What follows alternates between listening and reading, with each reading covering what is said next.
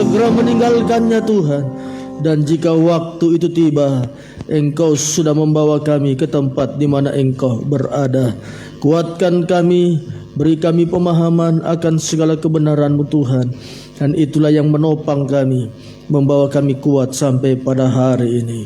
Terima kasih, terima kasih. Memberkati seluruh pelayanan domba-domba-Mu, memberkati setiap kehadiran kami, bahkan umat-Mu Tuhan yang juga sudah pulang ke kampung halaman mereka. Mungkin ada yang dalam perjalanan dan ada yang sudah berada di kampung halaman mereka. Semuanya Tuhan berikan damai sukacita Natal, berkumpul bersama keluarga besar mereka. Terima kasih Bapa, terima kasih. Kami duduk tenang mendengarkan firman-Mu setelah kami memuji dan membesarkan nama-Mu, dan sebelum kami menikmati tubuh darah-Mu. Di dalam nama Tuhan Yesus Kristus kami duduk tenang. Haleluya. Amin. Silakan kembali duduk.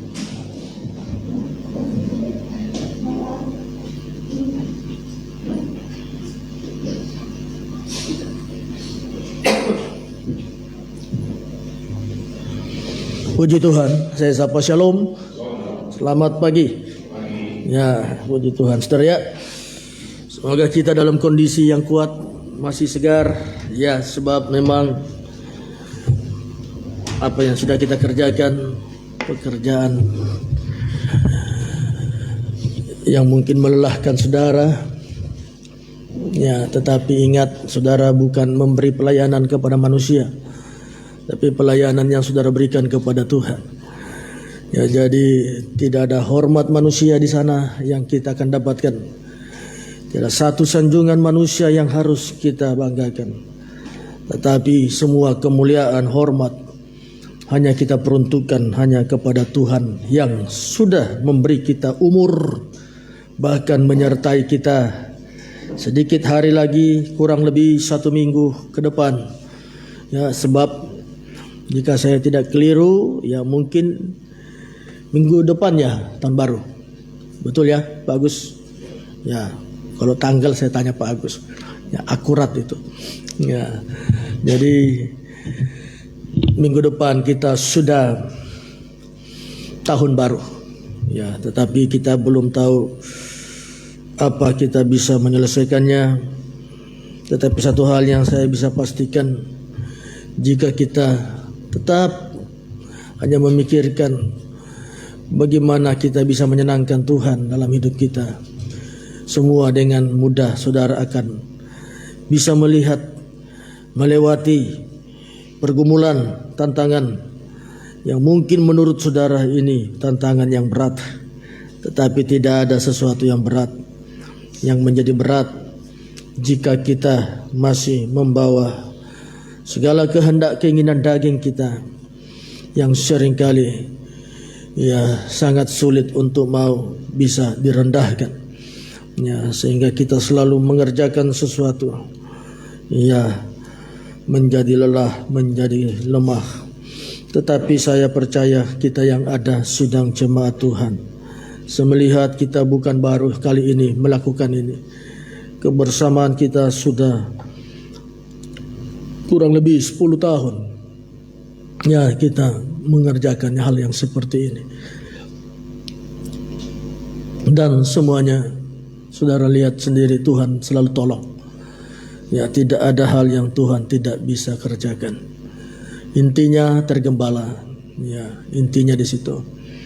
Dan memang saya selalu mau cari hal yang paling bisa memudahkan kita semua. Ya, tetapi seperti yang istri saya saksikan itu, kita sudah cari gedung serbaguna, cari semua. Tetapi saya lihat dapat ini kotor, dapat itu tidak bagus. Ya, bukan untuk ini, tetapi saya melihat kita melayani Tuhan, ya, dan Tuhan yang saya layani saya tahu Tuhan yang luar biasa. Ya, kalau istri saya memang cemas, khawatir. Ya, kalau saya kadang biasa saja. Ya, maka saya langsung katakan sabar, tenang. Ya, sebab ini semua yang kita kerjakan ini pekerjaan Tuhan. Mungkin pun demikian, namanya manusiawi, jemaat pun merasakan. Ya, bagaimana nanti ini jadikah tidak ini begini. Tapi saudara sendiri lihat. Kenapa? Karena yang kita kerjakan ini bukan baru kali ini. Ini sudah kita kerjakan Ya sudah berulang-ulang. Ya kurang lebih 10 tahun, bahkan lebih dari 10 tahun yang lalu. Masih pemuda yang awal-awal dulu. Ya, Kristen ya itu masih dapat dulu semua. Ya, masih dapat arbor, sering menjadi langganan kita. Ya, pemuda-pemuda yang awal itu. Dan semuanya sampai hari ini saya melihat Tuhan itu tidak berubah. Ya, sebab itu kita yang ada tetap setia saja kepada Tuhan. Ya, jangan ada angin sedikit sepoi-sepoi, ada apalagi belum angin sakal. Ya, angin sakal itu mereka sudah ketakutan. Ya, bahkan Petrus mau mencobai Tuhan. Ya, kalau memang kamu itu sini, saya mau ke situ, ya sini. Ya, angin sakal itu angin yang tiba-tiba menghantam perahu dari depan yang kuat. Itu pun pernah dialami oleh Paulus di Kisah Rasul pasal terakhir itu, pasal 27 kalau saya tidak keliru. Ya, dalam Kisah Rasul itu sampai kapal itu karam. Ya, lihat angin sakal waktu angin kencang datang menghantam kapal yang dinaiki oleh Paulus, ditumpangi Paulus. Orang sibuk mencari keselamatan masing-masing. Ya, orang sibuk mencari, saya mau selamat, saya tidak mau di kapal ini, saya tidak mau mati. Ya, tetapi Paulus katakan, jika ada yang tinggalkan kapal ini pasti mati. Ya, sehingga dia katakan kepada yang punya otoritas di kapal itu, nakoda, dia katakan, jangan ada satu orang yang meninggalkan kapal. Ya, kalau mau hidup, sehingga skoci yang mereka sudah lempar, tali-tali yang sudah dibuang ke bawah dipotong. Ya, supaya tidak ada satu orang yang bisa melompat, dan semua dan seterusnya.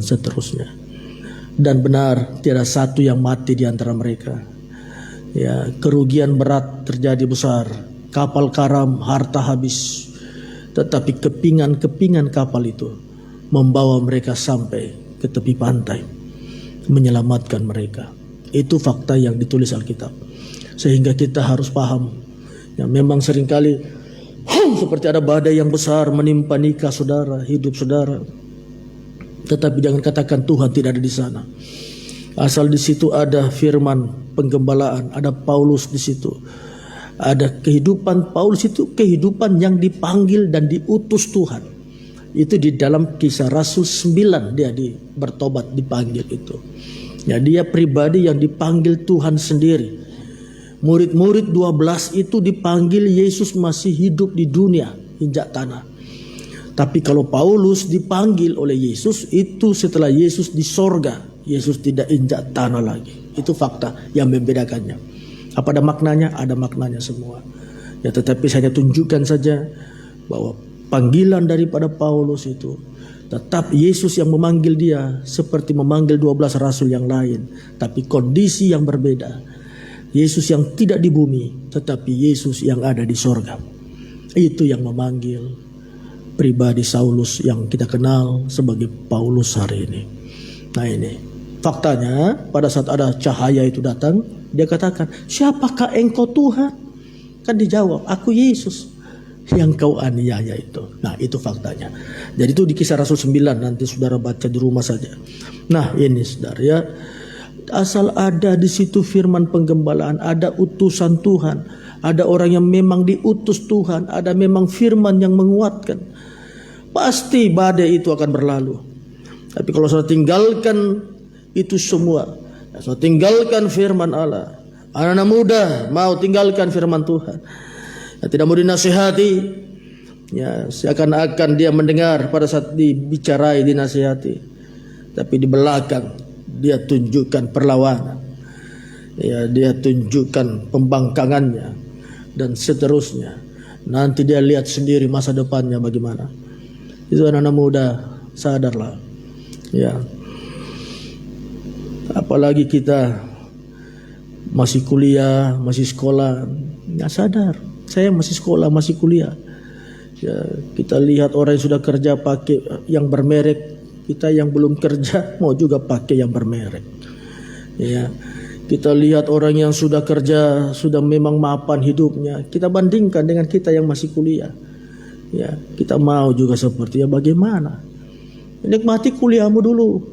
Nanti kalau kuliahmu benar baik, sekolahmu baik, baru Ya, nanti kamu ada gaji ya kamu beli apa yang kau mau silahkan. Ya, tetapi kalau kuliah ya kuliah saja dulu. Ya, sekolah dengan baik. Kenapa? Karena itu sama dengan engkau tanam benih. Kuliah itu saudara tanam benih. Ya, nanti kapan dinikmati? Ya, kalau kamu sudah selesai kuliah tuh pohon sudah tumbuh. Ya, kapan dinikmati? Kalau kamu tetap menggarap pohon itu, usahakan ijazahmu bagaimana bisa berkembang dengan disiplin ilmumu, ya nanti berbuah pohon itu. Ya, nikmatilah buahnya. Ya, tetapi kalau kita mau seperti simsalabim disulap dan semuanya, ya, kita membanggakan apa yang orang tua kita punya miliki. Sampai kapan orang tua kita mampu? Bisa. Ya, makanya orang tua ke sekolah kita, karena orang tua tahu saya tidak mampu nanti, sekolahmu yang akan hidupi kamu. Nah, itu orang tua di kepalanya itu. Ya, sehingga kita seringkali kita berkata, ada bapak saya, ada mama saya. Tidak selamanya engkau tergantung dengan orang tua. Ya, kalau dia masih ada. Tapi kalau dia sudah tidak ada lagi, apa yang engkau harus kerjakan? Sejauh itu kita harus berpikir. Ya, sejauh itu kita harus berpikir. Sejauh itu saya harus memikirkan itu. Ya, sejauh itu kita harus memikirkan itu.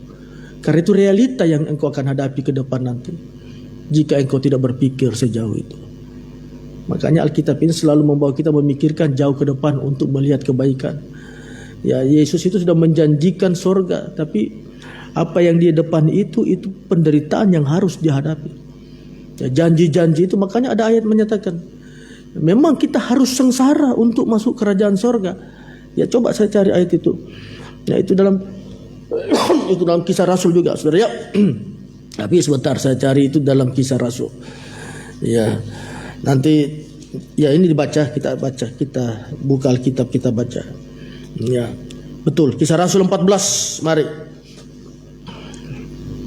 Ayatnya yang ke-22, kita tolong dibacakan. Bagus, mari. Kisah Rasul 14 ayat 22. Ya. Di tempat itu mereka menguatkan hati murid-murid itu. Nah, dia dikuatkan. Hati murid-murid dikuatkan. Baca judulnya dulu, kembali ke Antioquia. Nah, kembali ke Antioquia. Mari, ayat 22. Di tempat itu mereka menguatkan hati murid-murid itu. Nah, dia menguatkan. Ini Paulus bersama rekannya yang bernama Barnabas. Ini pemberitaan Injil, itu ayat 21. Teruskan, mari. Dan menasihati mereka. Nah, nasihati mereka Supaya mereka bertekun di dalam iman. tekun dalam iman. Teruskan. Dan mengatakan apa? bahwa untuk masuk ke dalam kerajaan Allah, Masuk dalam kerajaan Allah. kita harus mengalami banyak sengsara. Nah, itu tidak ada yang senang-senang. Ya, saudara mau punya masa depan baik, ya kuliah. Tidak senang itu kuliah. Ketemu dosen yang galak, dihina, direndahkan. Ya, tapi itu sengsara. Ya, jangan langsung lihat orang yang sudah selesai kuliah, apalagi lihat orang yang sudah sarjana kerja, apalagi sudah kerja bagus. Kita bandingkan dengan kita yang masih kuliah. Bukan levelnya membandingkan itu. Kalau mau levelnya membandingkan dengan orang sukses, lihat bagaimana dia kuliah dulu. Tanya, waktu kuliah naik mobil? Tidak, saya jalan kaki. Ya, waktu kuliah dulu bagaimana? Sekarang sudah pakai. Tidak, saya waktu kuliah kau tahu saya jalan kaki. Bapakku kasih saya cuma uang untuk beli apa, saya tidak ada cukup. Nah, itu levelnya membandingkan. Jangan membandingkan yang sudah saudara lihat hari ini. Tidak, bukan level pembandingan itu. Nah, sama dengan kita lihat Yesus di surga sekarang. Level pembandingan, kita di surga seperti Tuhan. Bukan. Jangan lihat Yesus yang di surga hari ini. Lihat tahap perjalanannya itu. Dia ditolak, dihina, ditinju, diludahi. Dia mati, dikhianati orang dekatnya, dikhianati oleh Petrus yang adalah muridnya, dikhianati oleh Yudas yang adalah muridnya sendiri, dijual. Yaitu perbandingannya baru mau lihat, bandingkan surga yang akan kita dapatkan. Seringkali kita salah dalam membandingkan sesuatu. Ya, bukan level sesuatu yang harus kita bandingkan dan kita bandingkan diri kita. Makanya kan Alkitab catat juga, kalau soal kadar iman, orang punya kadar iman masing-masing. Ya, jangan pakai apa yang dianugerahkan kepadamu, imanmu, kadar itulah yang kau pakai. Seringkali kan kita lihat hamba Tuhan yang sudah berhasil, sukses, gereja besar, apa semua. Dan kita mau bandingkan, bukan levelnya itu. Ya, karena semua orang sudah punya kadarnya masing-masing. Satu kita yang ada. Ini hanya untuk mengingatkan kita semua saja bahwa memang demikianlah kita hidup di dunia ini. Ya, dunia ini pengalaman hidup. Ya, pengalaman yang harus kita manfaatkan sebagai pembelajaran. Ya, pembelajaran yang akan membawa kita menjadi bijaksana. Nanti kalau kita sudah bijaksana dengan begitu banyak pengalaman, baru kita terima pengajaran. Kita lihat dalam pengajaran itu memang benar semuanya. Nah, ini yang harus kita renungkan. Karena penggembalaan ini bukan 1-2 hari kita masuk surga. Tidak. Ini membawa kita seperti Israel digiring keluar untuk masuk ke tanah perjanjian. Semuanya lewati tahap. Bahkan di tengah perjalanan pemberontakan, mau kembali kepada hidup lama, mau kembali ke Mesir, itu Bilangan 14, saudara baca itu. Bilangan pasal 14. Mereka cari, angkat pemimpin untuk kita, untuk kami, supaya kami pulang ke Mesir. Bayangkan. Disitulah berubah. 1 hari pengintaian menjadi 1 tahun. 40 hari kau mengintai, sekarang 40 tahun ke depan baru kamu masuk tanah perjanjian. Tuhan katakan alasannya kepada Musa. Kau tahu Musa, alasan saya mau kasih mati mereka semua di padang gurun. Saya mau bantai mereka semua. Makanya ayat berkata, mayat mereka berserakan di padang gurun. Kalau perjanjian baru berkata dalam kitab Ibrani pasal 3 atau pasal 4, tidak usah kita cari. Siapakah yang kusumpahi tidak masuk ke tempat perhentianku? Nah ini, itu bahasanya. Itu semua dicatat Alkitab. Ya, kapan sumpah itu keluar? Nah itu waktu Tuhan ngomong sama Musa. Aku kasih 40 tahun supaya aku bantai mereka. Dan Alkitab catat generasi yang berikutnya yang masuk ke tanah perjanjian. Makanya masuk ke tanah perjanjian, seberangi pada saat mau berperang melawan Yeriko, itu ada penyunatan. Ya. Kenapa harus ada penyunatan? Karena semua yang mau masuk di tanah perjanjian itu, kecuali Yosua dan Kaleb dan yang lain yang lahir di padang gurun. Yang lahir di padang gurun itu belum disunat pada saat mereka keluar dari Mesir. So ada penyunatan mereka sebelum keluar dari Mesir. Makanya mau masuk tanah perjanjian ada disunat dulu. Ya, di dekat Yordan situ. Ya, supaya mereka layak masuk ke tanah perjanjian. Jadi sunat ini harus. Apa itu sunat? Korban Kristus, pembersihan hati nurani banyak. Dan sunat yang dalam perjanjian baru jika kita kaitkan itu sudah sunat hati. Ya, pentahiran hati. Ya, dan seterusnya. Baptisan itu baptisan hati, membersihkan hati kita, semua kembali ke hati. Nah, hati itu apa? Digambarkan palungan. Ya, palungan itu hati. Karena itu tempat untuk menyimpan kebenaran firman Tuhan. Ya, memang saya belum menjelaskan tentang palungan sekalipun sudah ada yang ingin saya bisa sampaikan. Tetapi saya tidak harus juga tergesa-gesa. Saya kembali kepada berita Natal saja. Dari apa yang sudah kita dengar, mari dalam Injil Lukas tadi kita hanya mendengar ya bagaimana saya menyatakan sejak awal memang harus menderita. Dalam Injil Lukas pasalnya yang keberapa ini? Nah, pasalnya yang kedua saja, tidak usah kita baca pasal 1. Nanti kita baca kalau kita mau baca. Baca perikopnya, mari. Lukas pasal 2, kelahiran Yesus. Baca langsung ayatnya yang kedua. Ayat 2 firman Tuhan. Inilah pendaftaran yang pertama kali diadakan sewaktu Kirenus menjadi wali negeri di Syria. Ya, wali negeri di Syria. Syria itu Aram. Nah, sama dengan Aram hari ini. Saya jelaskan, saya nanti keluar jauh. Mari ayat 3. Maka pergilah semua orang mendaftarkan diri. Nah, orang semua pergi mendaftarkan dirinya. Ini sensus. Teruskan. Masing-masing di kotanya sendiri. Nah, datang ke kota masing-masing. Karena memang Syria itu di atasnya Galilea. Ya, dia di atas Galilea. Ya, Galilea ya dibagi. Galilea ini dataran. Jadi Galilea itu berbicara dataran. Di dalam dataran Galilea itu ada banyak tempat-tempat Kapernaum. Ya, di situ juga ada, itu dataran Galilea. Apalagi Tiberias, itu di dataran Galilea. Jadi Alkitab ini jangan kita sekedar langsung kita bisa menerjemahkan begitu saja. Tidak. Kita jangan selalu sempit dalam kita membaca Alkitab ini.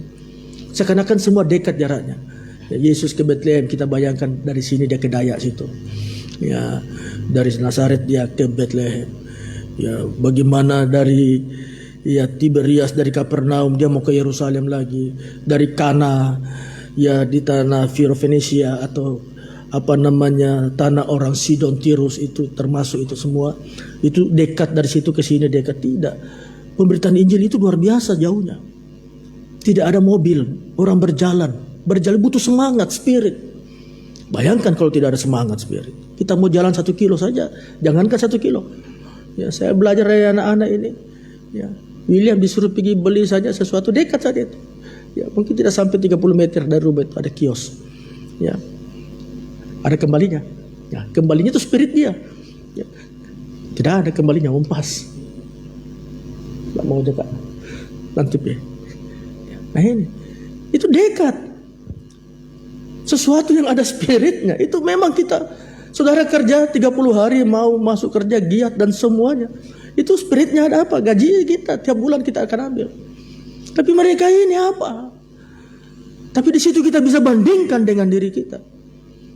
Mereka ini seperti upah yang mereka nantikan. Itu seperti yang diimani Musa. Musa dalam Ibrani 11 dalam saksi iman, dia rela menderita bersama dengan umat Allah untuk mendapatkan upah yang tidak kelihatan. Baca ini penting. Ibrani 11 ya kita baca. Kita cari ayat itu. Ya, dia itu upahnya kita. Jangan anggap remeh enteng itu perjalanan dulu. Dulu tidak seperti hari ini. Kita bisa tempuh semua dengan mudah hari ini. Nah, sebentar lagi kita akan naik motor terbang, ya, mobil terbang, dan semuanya drone. Ya, ini semua itu tidak mungkin. Siapa bilang tidak mungkin? Sementara, ya, semuanya dalam proses, ya, mensosialisasikan semuanya. Nanti ada drone, iPad saya di atas, ada peta. Ya, mungkin semua diatur dengan teknologi semuanya. Saya mau ke pasar Dayak. Tukang parkir kalau tidak ada drone-nya juga susah dia. Kita tidak usah parkir di bawah lagi. Dia mau tagih kita di gedung sana dia tukang parkir katakan terserah parkir di mana. Ini pakai drone. Nah, semua ada hari ini. Nah, sama dulu HP kan tidak masuk akal. Saya masih dapat dulu telegram. Ini dulu telegram. Ya, bayangkan. Ya, saya pernah lihat orang kalau telegram itu. Keluar. Cek. Sebegini saja, saudara. Satu kata itu berapa itu? Itu dibayar per kata. Saya masih lihat teknologi itu. Ya. Morse sandi saja. Itu telegram. Anak-anak kecil begini mana tahu. Sekarang tangannya WA. Mau tahu langsung. Mau tahu jawaban. Dulu kita mau tahu jawaban kita harus beli buku. Buku cetak namanya dulu. Ya. Sekarang tidak usah. Ya. Apalagi sekarang itu kata ada AI. Ya, Willy bilang, tidak usah Pak, pakai Google sekarang. AI. Download kini. Tapi saya lihat itu apa. Ya. Dan semuanya. Sekarang lebih canggih. Nah, semuanya mudah. Dengan hal yang mudah ini, simple kita berpikir tentang Alkitab. Simple kita berpikir tentang firman Tuhan. Kita anggap semua praktis. Kita anggap mudah. Kita anggap semuanya sesuai asumsi kita, imajinasi kita. Seperti dengan kemudahan yang kita hadapi hari ini. Oh tidak. Alkitab tetap Alkitab. Ya. Tuhan tetap Tuhan. Alfa dan Omega. Nah ini, saudaraku ya. Dan saya baca ayat Ibrani 11 itu saksi iman ya. Mari. Betul, kita cari tentang Musa. Ya betul. Ibrani 11 ayatnya yang ke 26. Mari. Ibrani 11 ayat 26 firman Tuhan. Yang menganggap penghinaan karena Kristus sebagai kekayaan yang lebih besar daripada semua harta Mesir. Nah, ini siapa? Ini Musa. Di mana? Apa pandangan dia? Teruskan. Sebab pandangannya ia arahkan kepada upah. Upah. Ini upah yang tidak kelihatan. Karena berbicara iman. Saudara, pandangan saudara kerja, saudara sudah pandang. Ada yang bisa saudara tunggu. Tanggal 2 ke tanggal 3. Dulu kalau orang terima gaji kita dulu tanggal 2, 3. Sekarang sudah ada 25, 24. Ya, waktu tahun-tahun 90, 98 itu masih memang digarap. Orang terima gaji nanti tanggal 25, 26. Ya, kami dulu tanggal 2, tanggal 3. Makanya tanggal muda. Ya, enggak tahu sekarang orang kita mau terima gaji di tanggal tua. Tidak usah tunggu tanggal muda, tanggal tua. Ya memang ada sekarang perusahaan 25, 26 harus terima gaji. Nah seterusnya dan seterusnya. Itu pandangan saudara. Nah saudara harus giat. Ya karena Natal kita kasihan, Yosef ketiduran di hotel. Terlalu nyenyak tidurnya. Ya makanya tidak masuk 1 hari. Sebabnya mana masih? Tidak masuk ke 1 hari. Itu dipotong 100. Potong 100. Sabar saja Chef ya. Ya ini karena melayani Tuhan. Mengantuk. Tidur di hotel, tidak ada yang kasih bangun dia lagi. Banyaknya orang di situ tidur. Ya. Nah ini saudara. Kita sudah ada pandangan ke depan. Dan bagaimana kita dengan tergembala hari ini? Ya. Sehingga seringkali kita lemah. Seringkali kita menjadi hidup, apa benar ya? Apa betul ini yang saya jalani? Kok saya menderita? Jangan katakan demikian. Karena Alkitab faktanya demikian. Menderita, itu Kisah Rasul 14 tadi. Memang kita harus menderita kalau mau masuk dalam kerajaan sorga. Nah inilah penderitaan yang dikatakan Musa. Ya, siapa ini? Nanti kita baca dulu supaya kita kenal ini adalah Musa. Ayat 24, mari. Karena iman maka Musa setelah dewasa. Iman yang dewasa itu. Kalau iman yang anak-anak ya demikian. Tapi kalau iman yang dewasa, dia tahu apa yang saya lakukan hari ini memang menderita. Tapi tidak sebanding dengan kemuliaan yang akan saya terima. Pengorbanan kita, Alkitab katakan tidak engkau sampai mencucurkan darah. Sebab ada yang menjadi teladan kita menderita. Siapa teladan kita menderita? Yesus teladannya, bukan manusia teladannya. Seringkali kita pakai teladan manusia. Itu dia membangun 20 tahun membangun gereja juga jadi. Itu teladan manusia. Pakai teladan Tuhan. Karena teladan manusia yang kita pakai, kita menderita. Karena kita mau seperti orang itu karena teladannya saja manusia itu. Apa yang sudah dapatkan? Sakit-sakitan. Ya, karena kita mau begitu. Stres. Dan seterusnya. Tapi kalau kita jalani dan kita katakan semua.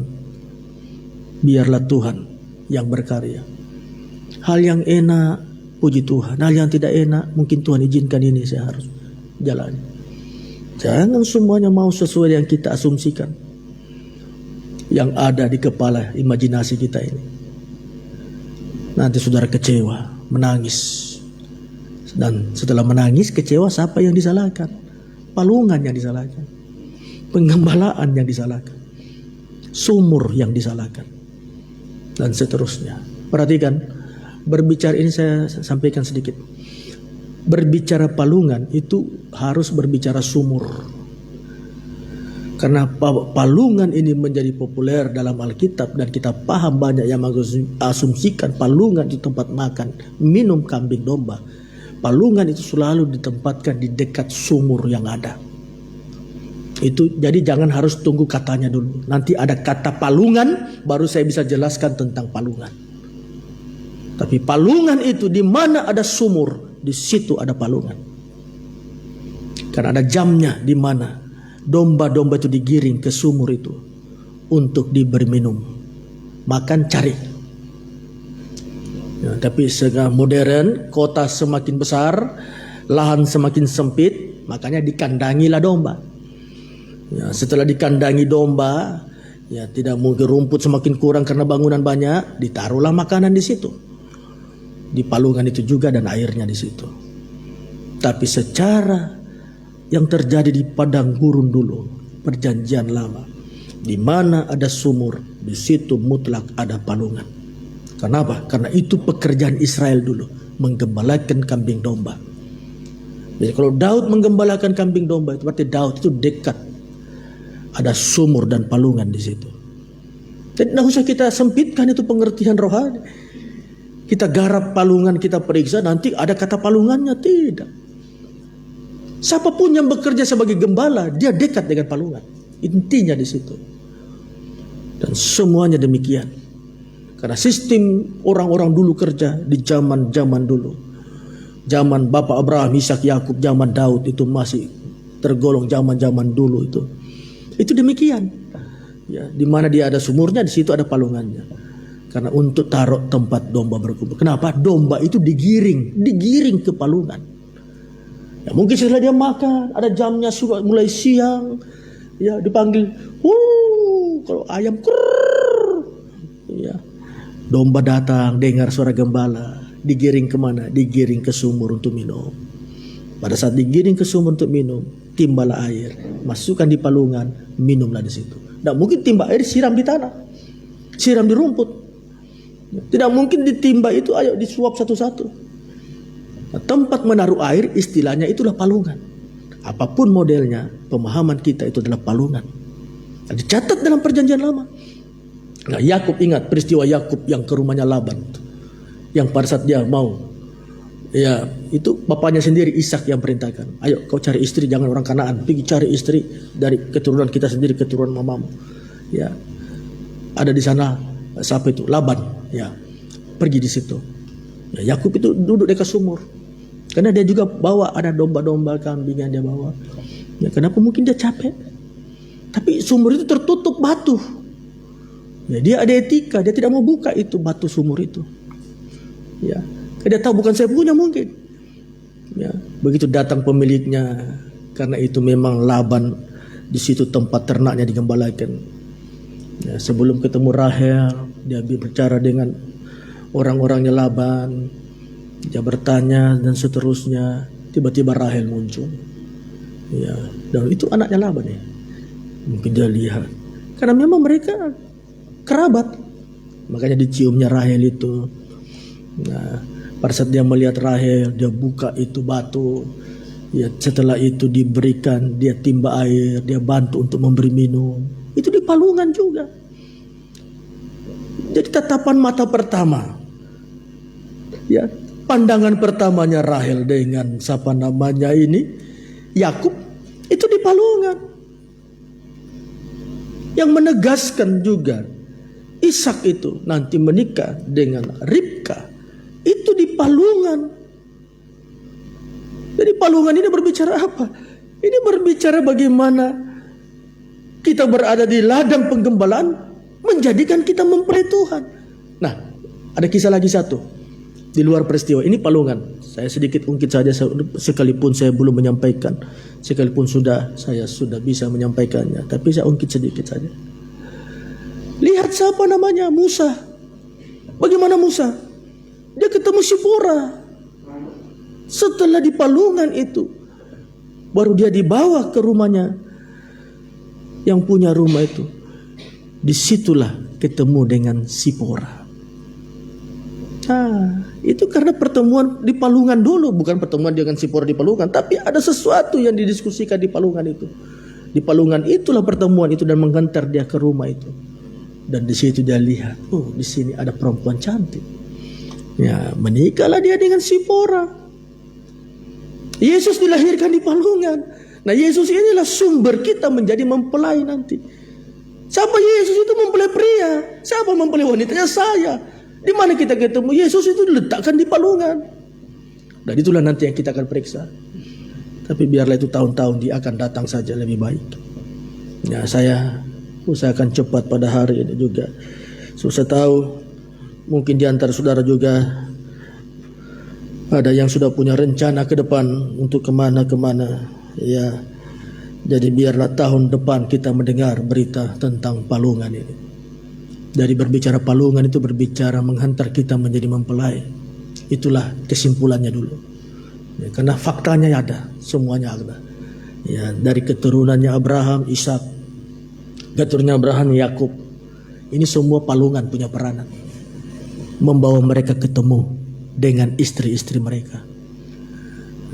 Musa dipilih Tuhan, pakai Israel keluar dari Mesir. Nikah Musa juga. Itu palungan punya peranan. Bagaimana saya dengan saudara? Daud dipilih menjadi raja ditabiskan. Karena Daud berada dekat palungan. Di tempat penggembalaan. Mana anakmu itu? Masa tidak lagi anakmu? Ada satu. Tapi dia menggembalakan kambing domba. Panggil, kita makan. Dia berada di mana? Dia dekat di palungan. Tidak usah katakan tidak ada palungan di situ kata-katanya. Ya bagaimana domba-domba kambing itu, domba kambingnya bisa sehat, tidak dikasih minum. Kalau dia seorang gembala menggembalakan bapaknya punya ternak, pasti ada tempat minumnya. Pasti ada sumur. Tidak mungkin. Sehingga dikatakan, oh tidak ada kata palungan di situ. Bagaimana mau ketemu kata palungan? Orang yang menggembalakan itu pasti ada palungannya. Orang yang menggembalakan itu pasti ada sumur yang bisa dia klaim ini punya saya untuk memberi makan minum ternak saya. Tidak mungkin tidak. Kalau tidak bakal ada di situ itu sumurku. Karena domba-domba dulu tidak 1 ekor 2 ekor. Ya banyak. Walaupun Daud katakan 2-3 ekor. Ya, tetapi anak 2-3 ekor mungkin itu mamanya tapi induk, ya, ini induknya. Tapi bagaimana anak-anaknya? Ya. Dia katakan 2-3 ekor itu menggambarkan sedikit saja. Ya. Dan inilah yang harus kita pahami. Daud menjadi raja. Dan seterusnya dan seterusnya. Apa peranan palungan? Di dalam perjanjian baru, Yesus mempelai pria. Mau ketemu Yesus, harus ada di palungan.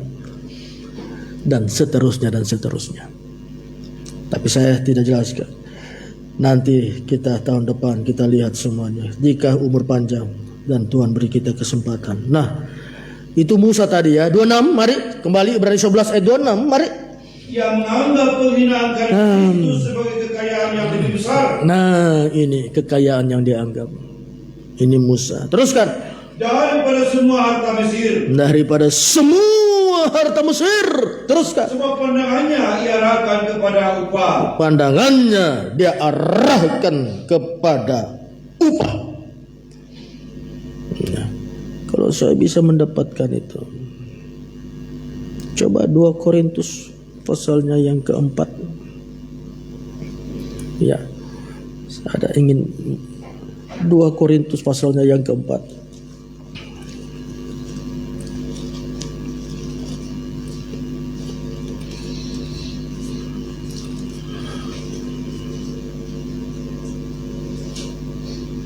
Nah, betul. Mari ayat 18. Mari, kita tolong dibaca. Iya. Sebab kami tidak memperhatikan yang kelihatan. Ini iman. Kami tidak memperhatikan yang kelihatan. Teruskan. Melainkan yang tak kelihatan. Nah, ini iman. Kenapa ini iman? Tuhan kan katakan itu dalam Yohanes 13 ya. Ya. Injil Yohanes berapa itu? Yesus ketemu dengan muridnya, bukan 13. Ya, menjelang-jelang akhir kayaknya. Tidak usah kita cari. Pada saat mereka tidak percaya itu. Dan Yesus katakan sini, ya, masukkan tanganmu di jari dan di lambungnya. Dan dia katakan begini, berbahagia orang yang tidak dia lihat tapi dia percaya. Daripada kamu lihat dulu baru kamu percaya. Nah, jadi ini berbicara iman. Lihat itu mata, pandangan yang jauh, visi yang jauh. Teruskan, mari. Ayo. Karena yang kelihatan adalah sementara. Yang kelihatan dunia itu sementara, kekayaan itu sementara. Karena itu dasar yang mengikuti ayat tadi, yang kita baca tadi, yang kita baca di dalam Ibrani 11 tadi. Nah, dianggap hina kekayaan. Dia anggap hina Mesir. Bahkan dianggap sebagai putri Firaun. Itu luar biasa. Punya otoritas kata-katanya. Dia keluar rumah. Jangan macam-macam. Itu anaknya putri Firaun. Kalau Musa bilang sama yang kau tangkap ini, penjarakan dia, bisa dipenjara, ada otoritas, anaknya putri Firaun. Mana raja tidak sayang anaknya. Ya. Teruskan, mari. Sedangkan yang tak kelihatan adalah kekal. Yang tidak kelihatan itu adalah kekal. Tapi seringkali kita lebih mau melihat yang kelihatan, yang tidak kekal itu. Yang kelihatan, yang tidak kekal, yang ingin kita lihat. Makanya Abraham itu, kalau kita kembalikan ke konteksnya Abraham, pada saat dia suruh pilih, dia tidak mau pilih duluan. Dia suruh keponakannya, ayo kau pilih duluan, yang mana kau mau. Dia pilih yang dia lihat baik. Dia pilih sesuatu yang sangat indah, nah, yang seperti Taman Eden menurut dia. Tetapi akhirnya di situ dia mati binasa. Istrinya mati binasa. Dan saudara tahu Abraham, bagiannya dari apa yang sudah sisa dari yang dilihat itu. Jadi dia memilih yang dia tidak lihat. Tapi apa ayat katakan? Sekarang Abraham, ini Tuhan katakan, sekarang kau tengok semuanya. Lihat. Nah, jadi yang semua yang kau lihat itu punyamu. Jadi Abraham melihat sesuai dengan apa yang Tuhan katakan, lihat itu. Apa yang Tuhan ingin kita lihat hari ini? Engkau harus punya iman di dalam hidupmu. Tapi apa yang kita anak muda, kita semua sebagai suami, sebagai istri, seringkali yang kelihatan kita lihat. Kita mau menikah, kalau kita lihat yang kelihatan itu ada mobilnya. Ya, nanti setelah kau menikah, datang leasing tarik. Ya, datang itu orang rental tarik mobilnya. Sudah 3 bulan nih Pak, selesai rental tak. Ya. Baru istri, kamu sampai mobilmu. Mau dia apa? Yang penting kau istriku sekarang. Menangis. Menangis apa? Nah, menangisnya. Siapa itu yang menangis tidak bisa kembali lagi juga berkatnya. Tangisannya seperti Esau. Sekalipun dia menangis, tetapi berkat itu sudah tidak bisa kembali. Hidupmu yang dulu tidak bisa kembali lagi. Hanya ada kepahitan dalam nikah. Hanya kepahitan. Ternyata dia tipu saya selama ini. Dia bilang itu sawahnya, padahal sawahnya orang. Ya, datang naik mobil, padahal mobil rental. Ya, datang naik mobil, tapi setelah menikah dia suruh saya bayar. Ya, patungan ki bayar lah. Saya kira kerjamu dipecat maka, dan seterusnya. Makanya kalau mau menikah juga lihat dengan pandangan yang disuruh Tuhan lihat. Kalau engkau mau menikah, perhatikan pertemuanmu di palungan, itu lebih baik. Itu fakta Alkitab. Pegangin, ini fakta Alkitab. Orang besar yang dipakai Tuhan, nikahnya itu di palungan ketemunya. Siapa itu? Ishak. Itu di palungan mendapatkan Ribka. Siapa itu? Yakub.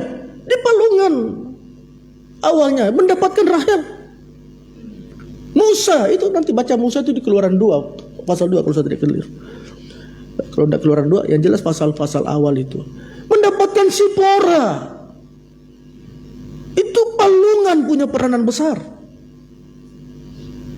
Kita menjadi mempelai Tuhan nanti, palungan yang punya peranan besar. Ini saya giring kita melihat itu. Daud mendapatkan jabatan. Daud mendapatkan tempat yang sangat diinginkan seluruh orang Israel. Raja terhadap Israel. Dari mana Daud? Di palungan. Dia tidak di rumah papanya. Seperti saudaranya yang sudah dipersiapkan. Konteks berjalan satu persatu. Tetapi Daud dikecualikan. Tetapi Daud tetap ada di palungan. Bagaimana dengan Yusuf mendapatkan jabatan? Dia berada di sumur yang kosong. Tentu ada palungan yang sudah tidak ada isinya di situ. Tidak usah tunggu kata palungannya. Nah, di sinilah kita terjebak dalam memeriksa Alkitab. Harus ada kata yang sama itu baru saya bisa jelaskan. Tidak demikian. Alkitab itu. Makanya ini yang namanya kronologis. Ya, memang tetap kita baca Alkitab karena ayat itu yang membawa kita menemukan kronologisnya.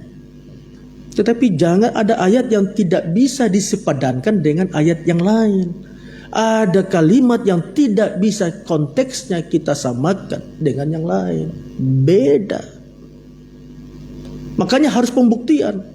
2-3 saksi, 2-3 bukti. Makanya kalau kita berbicara palungan, itu berbicara pernikahan, penggembalaan, buktikan. Bagaimana membuktikannya? Lihat.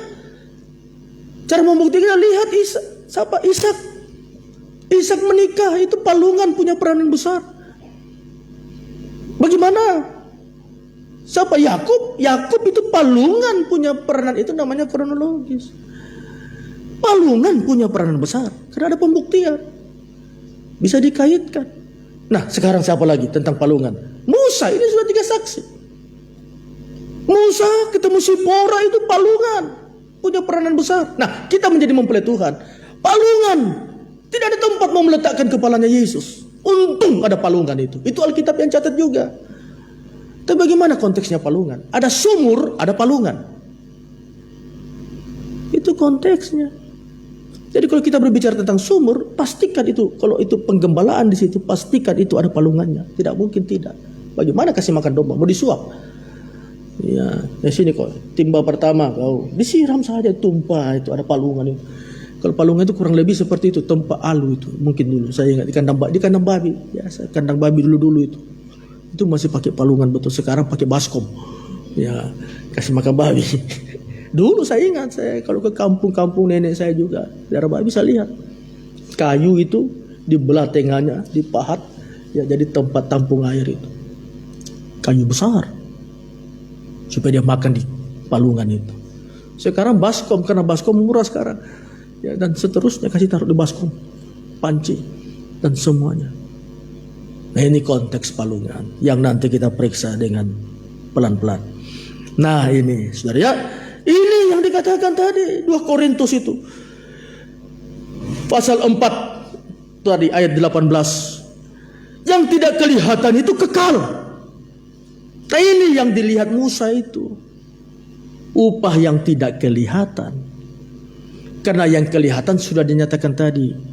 Yang dunia dia tidak tertarik. Ya. Nama harum itu yang kelihatan. Anak putri Firaun itu kelihatan. Dia tidak tertarik. Tapi karena kedewasaan dia tertarik. Imannya dewasa. Makanya orang yang dewasa itu dia paham apa yang dia kerjakan untuk upah yang tidak kelihatan. Itu ayat 24 Ibrani pasal 11. Karena iman maka Musa setelah dewasa menolak semua apa yang kelihatan dan melihat apa yang tidak kelihatan. Jadi kalau saya tanya bagaimana kerohanian seseorang, lihat saja kerohaniannya. Kalau masih fokus kepada yang lahiriah jasmani, ya bukan artinya kita tidak boleh fokus, harus. Bagaimana kita kasih kuliah anak kita? Bagaimana kita makan kalau kita tidak fokus juga dengan yang jasmani? Maknanya ini. Di mana hatimu berada, ya di mana kita punya kekayaan ada, di situ hati kita berada. Sedangkan rumusnya di situ dikatakan, cari dulu kerajaan Allah. Itu Matius 6 itu tentang kekhawatiran. Kerajaan Allah dan kebenarannya, semuanya ditambahkan. Lukas 12 juga catat itu tentang orang yang khawatir itu, bangun lambungnya itu. Lambung atau lumbung? Lumbung. Ya, sama bangun lambung dengan lumbung. Ayo makan minum itu untuk lambung. Nah, ini kalau mau belok-belok. Ya, memang saya selalu keliru sudah. Lambung dengan lumbung, keledai dengan kedelai. Ya, ini bahaya kalau khotbah ini. Ya, dia naik kedelai, apa lagi? Keledai. Oh tidak. Kedelai itu dihadirkan untuk bikin sehat. Keledai bukan, tidak usah. Memang keliru. Ya, jadi tadi saya keliru. Saya mau ngomong itu bukan lambung, tetapi lumbung. Ya, lumbung. Ini beda-beda bahaya. Ya, asal jangan terlalu semangat berkhotbah. Ketika salaman Maria dan Elizabeth bersalaman, mamanya siapa namanya ini? Yohanes salaman. Melonjaklah keluar kandungannya Elizabeth. Berarti pada saat salaman keluar ini anak. melonjak. Saudara ketawa tapi memang ada. Ya. Tuhan Yesus dibawa ke mahkamah agung, padahal mahkamah agama. Nah, tapi itulah kekeliruannya memang seringkali. Bukan disengaja. Kalau saudara dengar seorang hamba Tuhan keliru, bukan dia sengaja. Tetapi itu mungkin salah ucap. Saya sering salah ucap juga. Wajar saja. Kalau saudara berkhotbah, baru saudara tahu bagaimana rasanya khotbah itu. Ya, tapi jangan dibenarkan juga. Maksud saya mahkamah agung itu dulu, baru setelah itu nanti dia ke mahkamah lagi. Ya, tidak. Nah ini saudara. Jadi lumbungnya itu Lukas 12. Itu konteksnya dicatat. Di mana harta kita, di situ hati kita. Kalau Matius 6, cari dulu itu kerajaan Allah. Nanti dia tambahkan. Itu rumusnya. Boleh khawatir cemas, boleh. Tetapi yang menghidupkan engkau itu dari atas. Yang menghidupkan, memberkati engkau itu imanmu yang memberkati engkau. Hanya orang dewasa yang bisa memahami. Makanya dibaca Ibrani 11 ayat 24. Mari. Ayat 24 firman Tuhan. Ya. Karena iman, maka Musa setelah dewasa menolak disebut anak putri Firaun. Tolak itu tidak mau disebut anak putri Firaun. Teruskan. Karena ia lebih suka menderita sengsara dengan umat Allah. Nah, siapa yang mau menderita? Siapa yang mau sengsara untuk Tuhan? Teruskan. Daripada untuk sementara menikmati kesenangan dari dosa. Ya, teruskan. Ia menganggap penghinaan karena Kristus sebagai kekayaan yang lebih besar. Nah, di mana hartamu berada? Di situ hatimu berada. Kalau roh itu kekayaanmu, Yesus itu kekayaanmu, dia ada di hati kita. Teruskan, mari. Daripada semua harta Mesir, ya, sebab pandangannya ia arahkan kepada upah. Nah, baru saudara catat di sampingnya itu tadi 2 Korintus 4:18 ayat 18. Karena yang kelihatan itu semu tidak abadi, tetapi yang tidak kelihatan itu kekal. Nah, ini yang kita kerjakan kemarin. Ini yang kita kerjakan dalam palungan penggembalaan di tempat ini. Jadi kalau ada yang berkata palungan itu berbicara penggembalaan, saudara harus terima. Karena fakta yang sudah saya urut dari awal tadi, itu membuktikan semuanya. Jodoh-jodoh mereka ketemu di penggembalaan. Ya, saya ketemu istri saya, jodoh saya di penggembalaan saya. Ya, bukan di mall saya dapat istri saya. Ya. Pada saat saya di kampung itu di tempat ibadah, tempat penggembalaan saya. Dia datang dari Surabaya, ya, ikut ibadah. Dia masuk di palungan itu, ya, saya lihat juga. Wah, sampai itu. Nah ini ketemu di palungan. Jangan di sini ada yang saya mencari jodoh. Ya, saya harus ke luar negeri dulu supaya saya cari orang luar negeri. Saya harus ke Korea dulu, Om, karena saya ini imannya orang Korea. Ya, nanti kamu dapat korengan.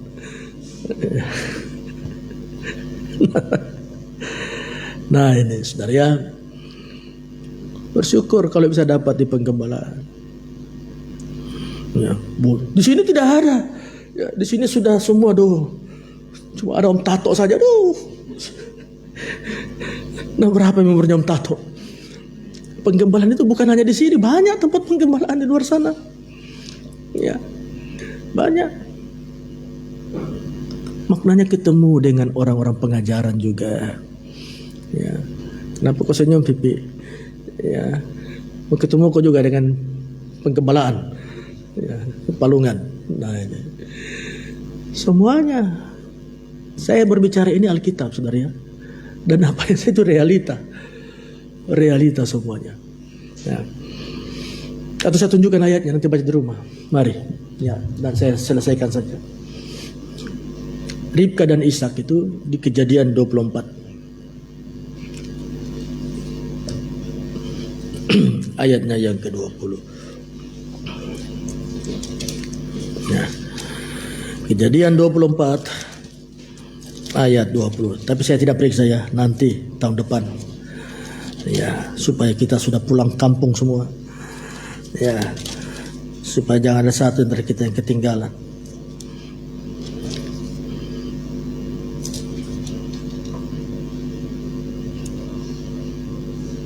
Nah, itu saudara ya.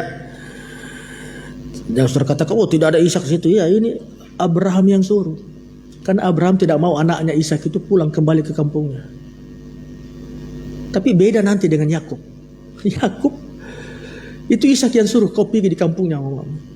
Abraham tidak mau. Apa? Tidak ada maknanya? Semua ada maknanya. Makanya ini kita periksa nanti.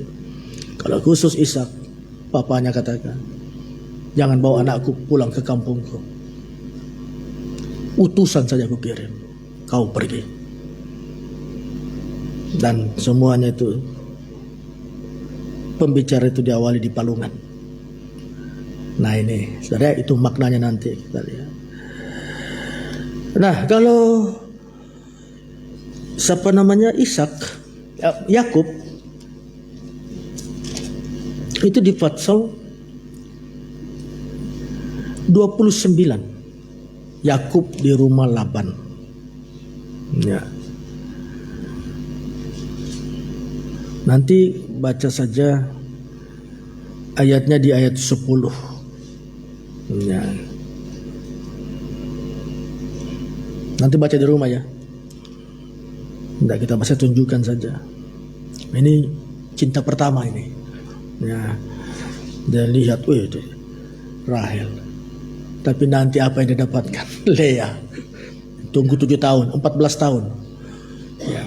14 ini angka keturunan-keturunan yang ada dibacakan dalam Injil Matius. Semua ada maknanya, saya katakan ada. Nah ini. Kalau Yakub ini diizinkan oleh Ishak. Ya. Pergi ke kampungnya mamamu di Padang Aram. Padan Aram, bukan Padang, Padan Aram. Dibaca itu di Kejadian 28 ayat 5. Pokoknya baca dari ayat 5 sampai ayat 9. Nah ini semua ada peranannya, ada.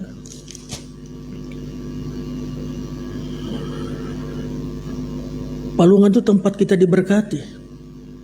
Itu peristiwa, tidak usah saya tunjukkan palungan tentang berkat, tapi tentang pernikahan saja. Keluaran itu Sipora tadi yang saya katakan. Ya ini yang saya tunjukkan ini tentang nikah. Tapi ada juga palungan itu sumber berkat. Tapi yang saya tunjukkan tentang nikah. Keluaran pasal 2 itu setelah Musa membela bangsanya, dia lari ke Midian, dia ketemu nanti. Ya. Baca langsung di ayat 17 saja nanti. Ya. 16, 17. Baca. Ini kenapa dia bisa mendapat Sipora itu. Ya. Betul ya, Sipora ayat 21, Sipora. Ini nikah semua. Saya belum tunjukkan bahwa palungan juga itu sumber berkat. Ya. Dan seterusnya tempat perhatian Tuhan. Ada banyak berbicara tentang palungan. Tapi yang saya tertarik sekali, semua nikah-nikah ini ketemunya semua jadi palungan. Kenapa? Karena kita kaitkan dengan pengajaran kita. Kita mau jadi mempelai Tuhan. Yesus diletakkan di palungan itu. Dan fakta semua itu tadi. Semuanya mendapatkan jodoh di palungan itu. Siapa namanya? Yusuf itu diberkati, diambil dari sumur kosong. Itu tentu ada palungan di situ. Karena tempat penggembalaan, tempat mereka nongkrong di situ. Mereka semua saudara-saudaranya. Pasti ada palungan. Dia diberkati di daerah tempat di mana ada palungan, walaupun kosong sumur itu. Saudara ingat Tuhan Yesus yang lahir di kandang yang koh, palungan yang lama tidak dipakai. Jadi Alkitab ini sudah, makanya saya katakan ini unik. Dari mana Yusuf? Yusuf itu yang menggiring orang masuk di Mesir semua. Yusuf itu yang membawa Yakub masuk ke Mesir dengan 12 suku yang lain. Yusuf diambil dari mana? Dari perkara yang kosong, sumur kosong. Tentu ada palungan kosong di situ. Yesus dilahirkan di mana? Di kandang yang kosong, tidak ada orangnya. Palungan yang tentu lama tidak ada isinya. Tapi dari sana kita digiring. Makanya Tuhan Yesus kerja pertama kali. Ketemu perempuan Samaria. Injil Yohanes 4. Itu ada palungan di situ. Itu berbicara nikah yang dikoreksi di palungan. Kan di sumur dia ketemu. Dan ini sumurnya Yakub. Dan itu tempat di mana awalnya semua ada palungan di situ. Dan nikahnya dikoreksi. Memang kau tidak punya suami. Suami itu berbicara nikah rohani kita nanti. Tapi saya tidak periksa jauh ke sana dulu. Renungan untuk kita. Kata Tuhan izinkan tahun depan kita melihat semuanya dengan baik.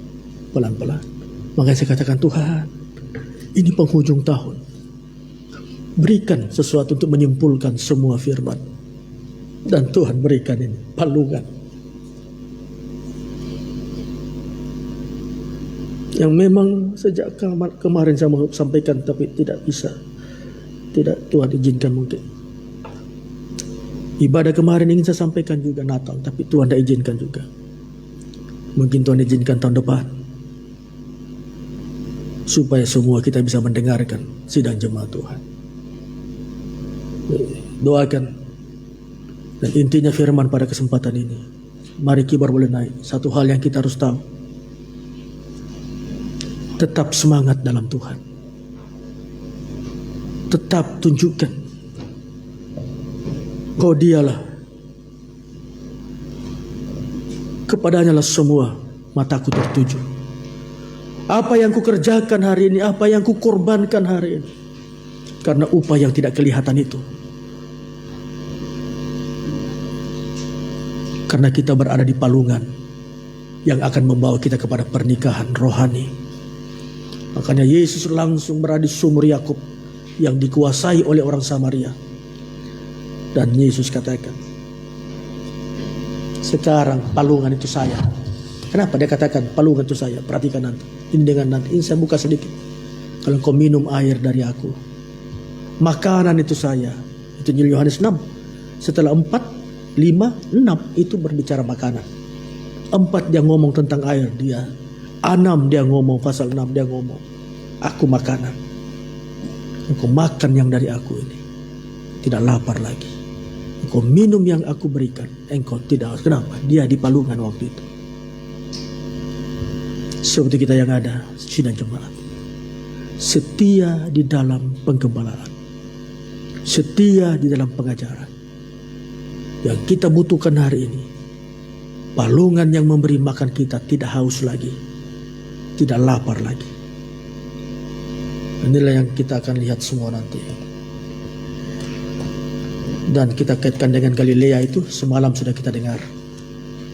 Ya semuanya akan ada kaitannya nanti. Dan biarlah firman ini menjadi berkat untuk kita semua. Mari pemain musik. Dan kita melayani Tuhan. Karena semua hal yang tidak kelihatan. Ada hormat yang tidak kelihatan yang dia siapkan. Ada kemuliaan yang tidak kelihatan yang dia siapkan. Ada hidup kekal yang belum kita lihat. Tetapi semua akan menjadi satu kenyataan. Kita nyanyikan lagu Immanuel, Tuhan selalu beserta.